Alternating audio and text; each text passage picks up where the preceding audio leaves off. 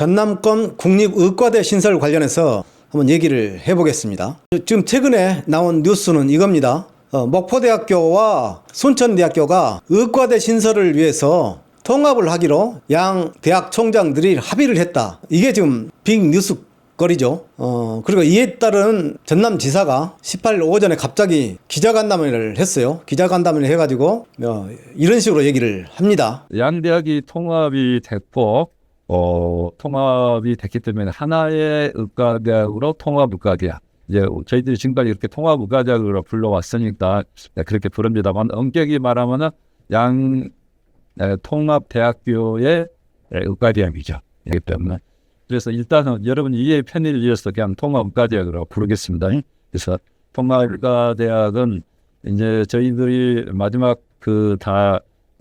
합의가 다 이루어졌기 때문에 저희들은 22일까지 가능한 정부의 양 통합대학교의 의과대학을 통합의과대학을 추천을 하겠습니다. 다시 한번 되돌아보죠. 우리가 되돌아보면 여기까지 어떻게 왔고 앞으로 어떻게 될 것인가를 여러분도 나름대로 예상하고 전망할 수가 있을 것입니다. 지난 3월에 대통령이 이렇게 얘기를 했죠. 이 의과대 신설 관련해서 전남도에서 한 군데를 찍어서 주라. 그러면 의과대를 신설해 주겠다. 이렇게 얘기를 했어요. 그러니까 한 군데를 찍어서 달라고 하는 것은 목포대학교와 순천대 중 한 군데를 선정해서 전남도에서 올려라. 이런 내용이었죠. 그런데 전남도, 즉 김영록 전남지사는 이렇게 단일 의대를, 즉 한 군데를 찍어서 추천을 하지 않고, 그러니까 공동의대네, 통합의대네, 계속 그런 식으로 얘기를 해왔어요. 이 얘기는 무슨 뜻이냐? 결국 목포대학교나 순천대학교나 한 군데를 선정할 경우에 떨어진 쪽에서는 김영록 지사가 비난을 받을 수밖에 없지 않습니까? 그래서 자꾸 공동의대, 통합의대 이런 식으로 얘기를 했습니다. 이런 식으로 얘기하다가 결국은 통합의대로 정하고 목포대와 목포대와 순천대학을 통합하는 것을 그동안 줄기차게 요구해왔죠. 누가? 전남도가, 전남지사가. 그래서 여기까지 왔는데 지난 11월 15일 두 대학 총장들이 통합에는 일단 합의를 했습니다. 그렇지만 여러분, 국립대를 통합하는 게 어디 구멍가게 합치는 거하고 같습니까? 너무나 많은 복잡한 절차와 과정이 있어야 합니다. 첫 번째, 일단 이 교육부 장관에게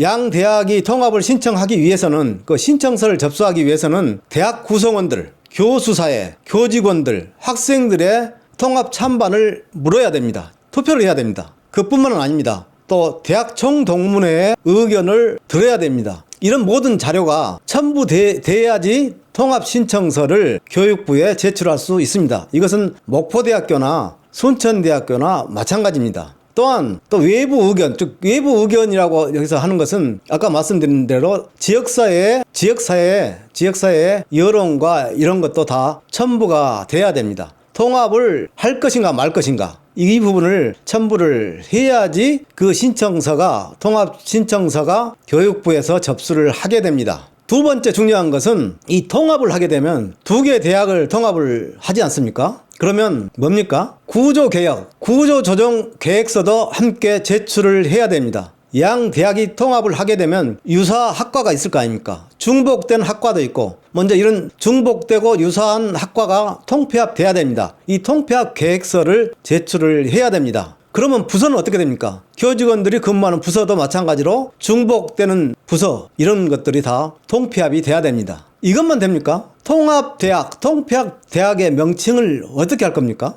통폐합대학 명칭을. 더 중요한 것은 목포대와 순천대가 통합을 하게 되면 어디가 본교가 되고 어디가 캠퍼스가 됩니까? 목포대는 캠퍼스가 됩니까? 이런 여러 복잡한 절차가 있어야 합니다. 그런데 당장 지금 통합대학, 통합의대를 2026년 3월 달에 개교하는 것을 일정으로 잡고 있습니다. 그러려면 다음 달 안에, 그러니까 12월 안에 순천대학교와 목포대학교가 각각 통합 신청서를 교육부에 제출을 해야 된다는 얘기입니다. 이게 가능할까요? 통합대학의 명칭, 어디가 본교고 어디가 캠퍼스인가. 그러니까 대학을 통폐합하는 거하고 이따 말씀을 드리겠습니다만은 의과대학을 신설하는 것은 일단 별개로 보고 두 개로 나눠서 보고 이것을 우리가 주목을 해야 됩니다.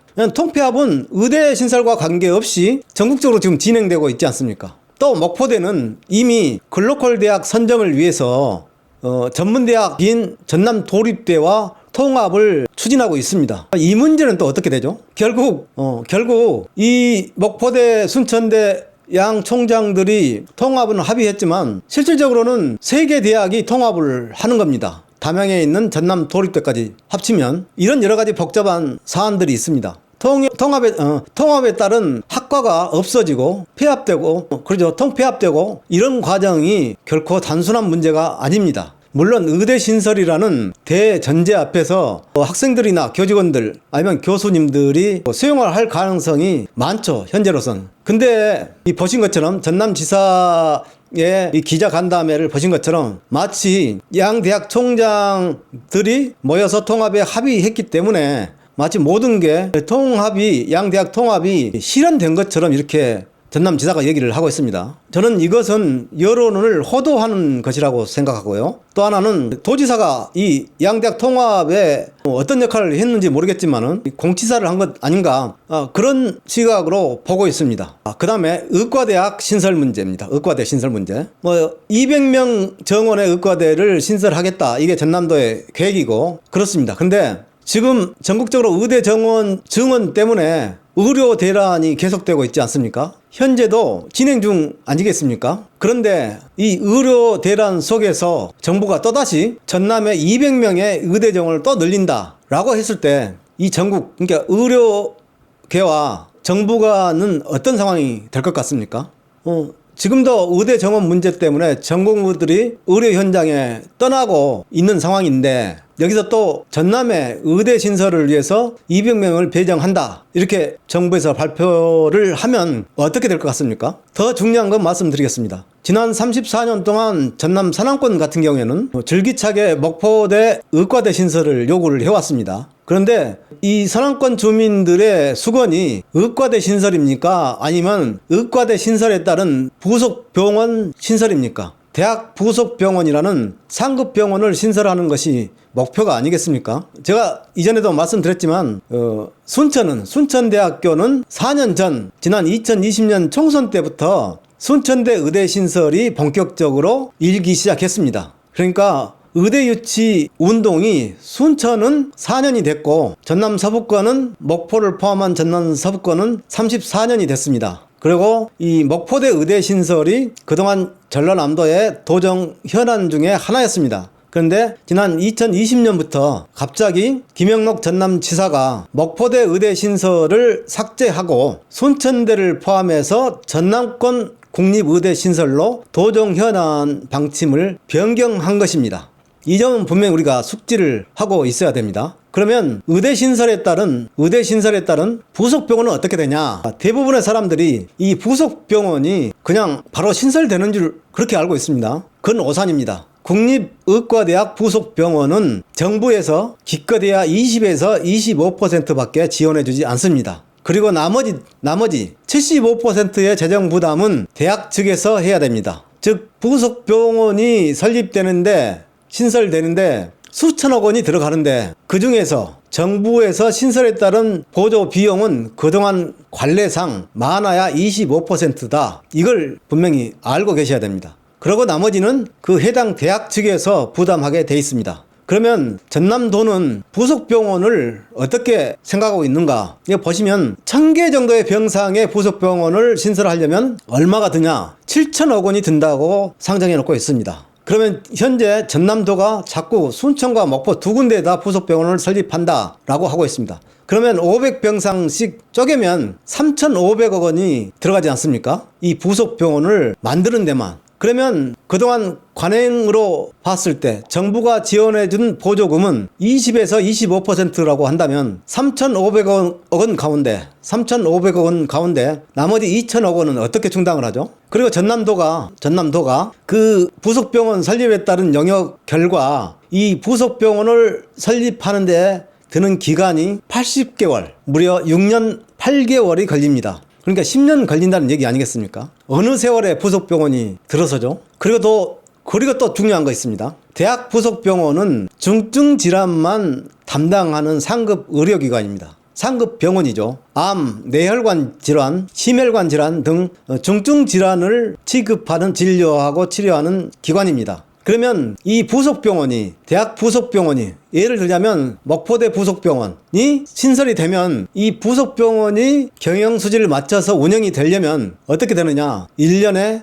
100만 명 이상의 환자가 이용을 해야지만 이 부속병원이 유지가 될 수 있습니다. 이게 가능하겠습니까? 어떤 의료계 현장에 계신 분이 이런 말씀을 하더라고요. 목포에 대학 부속병원이 설립이 되면 이렇게 될 것이다. 중증질환, 그러니까 암 환자나 뭐 그런 환자들이 10명이 있다면 2명이 목포대 의대 부속병원을 이용할 거고 나머지 2명은 화순에 있는 전남대 부속병원을 이용할 것이다. 그러면 나머지 6명은 어디로 가느냐? 결국 수도권에 있는 병원으로 갈 것이다. 이 의료계 인사의 예상대로 한다면 서부권에 부속병원이 생기더라도 1년 버티겠습니까? 더더욱 전남도가 한 개 부속병원도 유지하기 힘든데 동부와 서부 2군데 대학 부속병원을 설립한다는 얘기 아니겠습니까? 전혀 현실적이지 않는 게 지금 전남도의 방침입니다. 1년에 60만 명 이상이 전남에서 수도권으로 원정 진료를 간다고 합니다. 그런데 부속병원을 2군데나 둔다. 한 곳, 그러니까 부속병원 한 곳이 들어서도 경영수지가 맞추기 어려울 텐데 이 의료계 인사의 주장대로 한다면 1년에 100만 명 이상이 그 국립대학 부속병원을 이용해야지만이 경영수지를 맞출 수 있다고 얘기를 하고 있지 않습니까? 그런데 전남도는 양쪽에다 다 부속병원을 한 곳씩 만든다 이거 아닙니까? 가능할까요? 3,500억 원 중에서 2,000억이 넘는 나머지 비용은 부속병원 설립 비용은 대학에서 어떻게 충당을 하죠? 아무런 대책이 없습니다. 전남도가 현재. 그리고 막연하게 얘기만 해요. 의과대가 신설되면 국립대 의과대가 신설되면 의과대 부속병원은 자동적으로 정부에서 만들어주는 걸로 그렇게 착각하고 있습니다. 천만의 말씀입니다. 대학 부속병원은 그 해당 대학이 책임지고 짓게 돼 있습니다. 건립하게 돼 있습니다. 그리고 그 부속병원의 운영의 모든 책임은 대학 총장이 이사장을 맡아서 그 경영수지 책임을 맡게 돼 있습니다. 가능할까요? 여러분 한번 생각해 보시기 바랍니다.